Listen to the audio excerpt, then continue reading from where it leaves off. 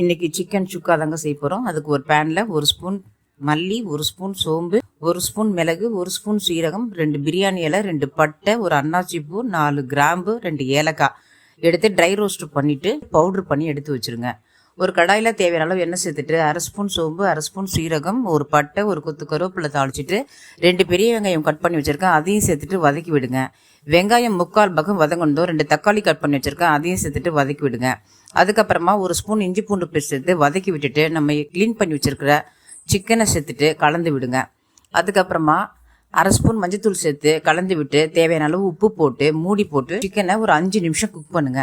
அதுக்கப்புறமா நம்ம 1 ஸ்பூன் தனி மிளகாய் தூள் சேர்த்து கலந்து விட்டு ஒரு 2 நிமிஷம் கழிச்சு நம்ம ஏற்கனவே பொடி பண்ணி வச்சிருக்கிற மசாலா பொடியில் 2.5 ஸ்பூன் சேர்த்து கலந்து விட்டு ஒரு 5 நிமிஷம் மூடி போட்டு குக் பண்ணுங்க.